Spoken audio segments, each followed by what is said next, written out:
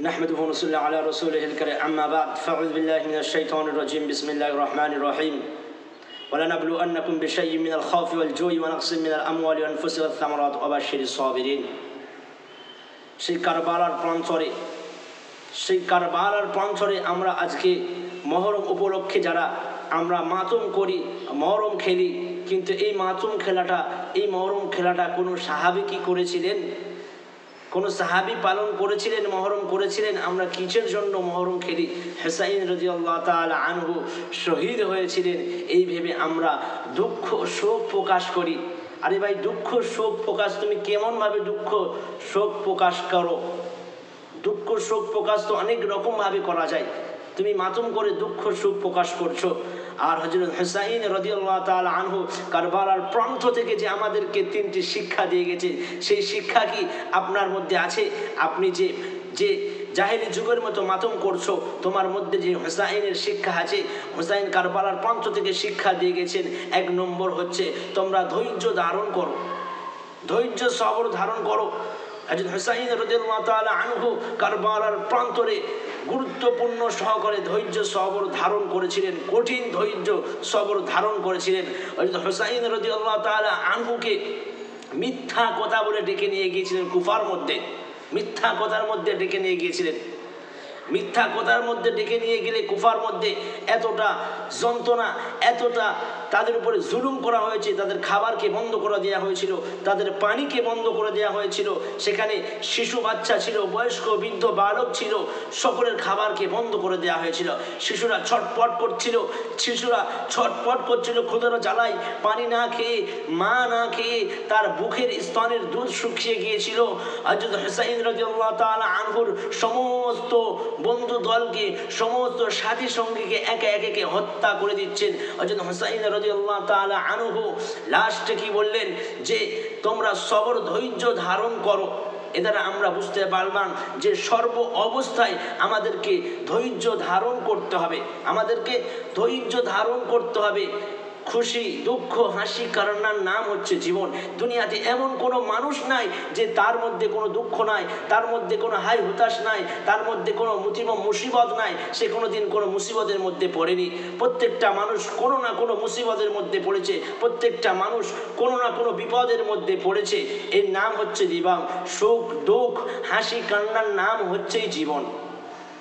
আল্লাহ রাব্বুল আলামিন আমাদেরকে বলছেন তোমরা বিপদের মধ্যে পড়লে তোমরা হতাশ হয়ে যাও। সত্যি দুনিয়ার মানুষ আমরা বিপদের মধ্যে পড়লে আমরা আল্লাহ থেকে রাস্তা আমরা সরিয়ে নিই, আল্লাহ থেকে আমরা নিরাশ হয়ে যাই, আমরা হতাশ হয়ে যাই। সেই বিষয়ে মহান আল্লাহ রাব্বুল আলামিন পবিত্র কালামুল্লাহ শরীফের মধ্যে সূরা বাকারার 155 নম্বর আয়াতের মধ্যে আল্লাহ তাআলা বলছেন ওয়ালানাবলুওয়ান্নাকুম বিশাইইন মিনাল খাউফি ওয়াল من الخوف والجوع ونقص من الأموال والأنفس والثمرات وبشر الصابرين। والله تبارك وتعالى পবিত্র কালামুল্লাহ শরীফের মধ্যে আল্লাহ তাআলা বলছেন যে আমি তোমাদেরকে ক্ষুধা দিয়ে পরীক্ষা করব, আমি তোমাদেরকে ভয় দিয়ে পরীক্ষা করব।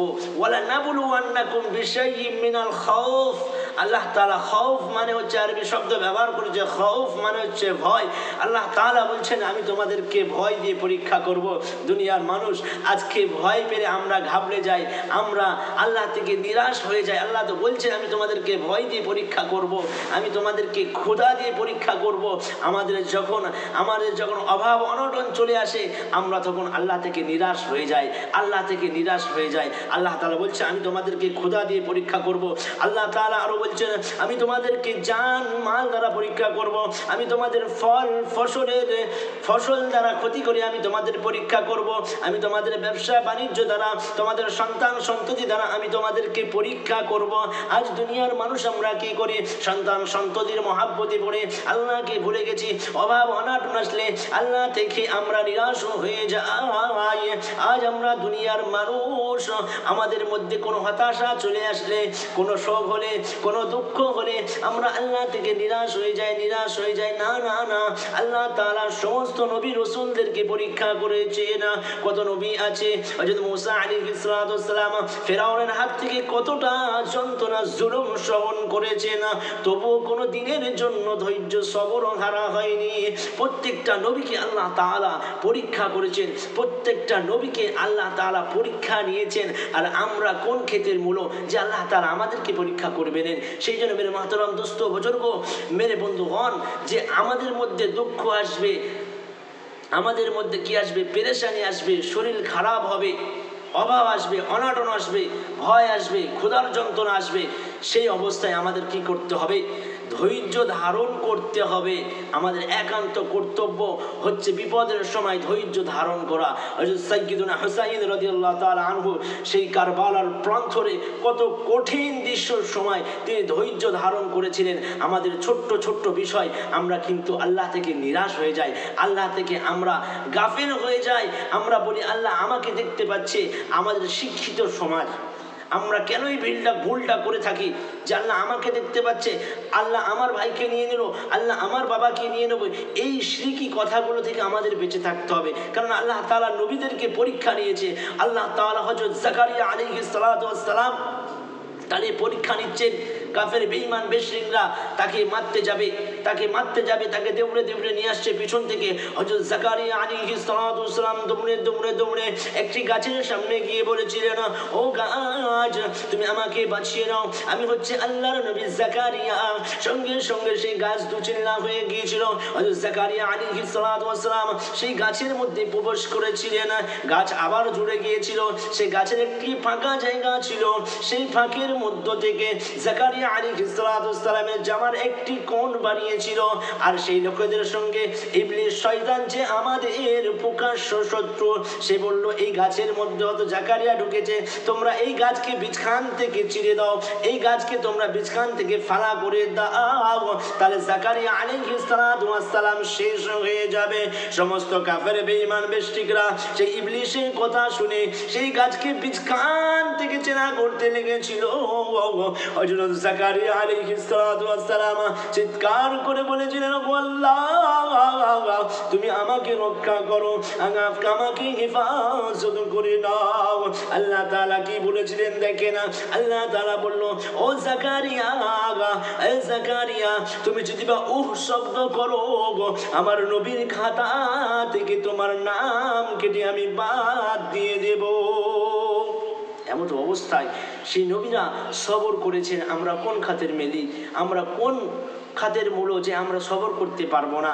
বিশ্বনবী সাল্লাল্লাহু আলাইহি সাল্লাম, সহিহ বুখারীর বর্ণনায় পাওয়া যায়, বিশ্বনবী সাল্লাল্লাহু আলাইহি সাল্লাম বলছেন যে তোমাদের কেটে গেছে, ফেটে গেছে, চিড়ে গেছে, দুঃখ এসছে, ব্যথা এসছে, তোমার কুষ্ঠ রোগ হয়েছে, তোমার ক্যান্সার হয়েছে, তোমার যাই শরীর হোক না কেন, যাই অসুস্থ হোক না কেন, তুমি বুঝবে যে আল্লাহ তাআলা দুনিয়াতে তোমার গুনাহকে মাফ করিয়ে নিতে চায়, তোমার গুনাহকে মাফ করিয়ে নিতে চায়, তোমার গুনাহকে মাফ করিয়ে নিতে চায়। জুড়ে বলেন সুবহানাল্লাহ।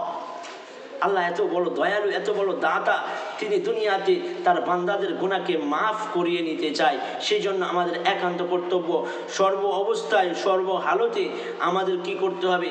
তার সবর ধৈর্য ধারণ আমাদেরকে একান্ত করতে হবে, একান্ত আমাদের কাম্য।